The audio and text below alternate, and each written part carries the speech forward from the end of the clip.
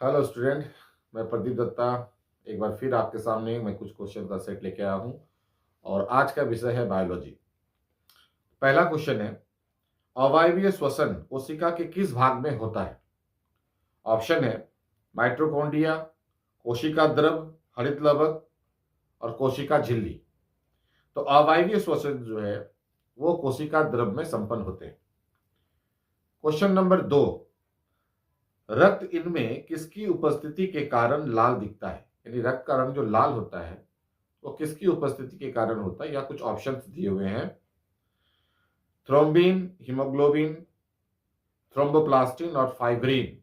तो रक्त का लाल रंग जो है वो हीमोग्लोबिन की उपस्थिति के कारण होता है।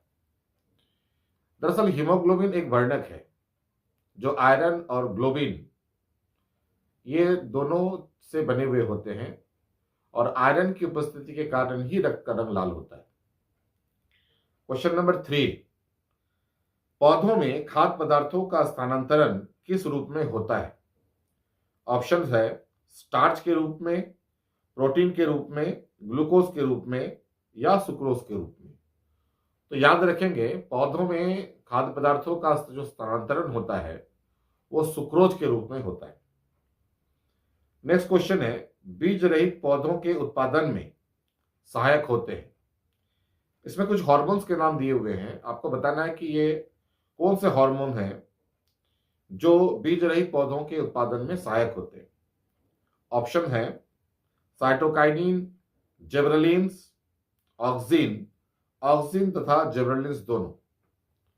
याद रखेंगे ऑक्सिन और जिबरेलिन्स दोनों ही बीज रहित पौधों के उत्पादन में सहायक होते हैं।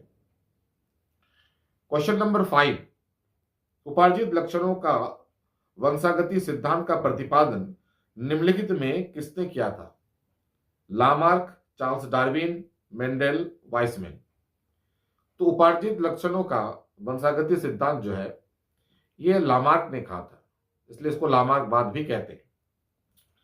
आहार श्रृंखला के प्रत्येक पोषी स्तर पर कुल ऊर्जा के कितने प्रतिशत ऊर्जा का अगले पोषी स्तर में स्थानांतरण होता है? ऑप्शन है 30%, 25%, 15% और 10%। तो इसके आंसर होंगे 10%, अर्थात 10% ऊर्जा का ये स्थानांतरण पोषी स्तर में एक पोषी स्तर से दूसरे पोषी स्तर में होते हैं। क्वेश्चन नंबर 7, छोटी आंत 3 भागों में विभाजित होता है, निम्नलिखित में कौन छोटी आंत का भाग नहीं है? छोटी आंत जिसको हम लोग स्मॉल इंटेस्टाइन भी कहते हैं, इसके 3 भाग होते हैं। यहाँ 4 ऑप्शन दिए हुए हैं, आपको बताना है कि इनमें से कौन सा ऑप्शन ऐसा है जो हमारे छोटी आंत का हिस्सा या भाग नहीं है। ऑप्शन है ग्रहणी, जेजुनम, ग्रासनली और इलियम। तो याद रखेंगे ग्रहणी, जेजुनम और इलियम ये तीनों छोटी आंत के भाग है। तो ग्रास नली जो है वो छोटी आंत का भाग नहीं है, अर्थात छोटी आंत का हिस्सा नहीं है। हृदय पेरिटोनियम की एक दोहरी झिल्ली के अंदर बंधन होता है, जिसे क्या कहते हैं? तो हृदय जिसके अंदर बंधित होते हैं उसको हम लोग कहते हैं पेरिकार्डियम। क्वेश्चन नंबर 9, किस ग्रंथि से स्रावित हार्मोन रक्त में कैल्शियम की मात्रा को संतुलित रखता है? हमारे शरीर में जो रक्त की मात्रा होती है, रक्त में जो कैल्शियम की मात्रा होती है, इसको नियंत्रित एक हार्मोन के द्वारा किया जाता है। और उस हार्मोन का स्राव इनमें से किस ग्रंथि से होता है? ऑप्शन है थायराइड ग्रंथि, पैराथायराइड ग्रंथि, पिट्यूटरी ग्रंथि और एड्रिनल ग्रंथि।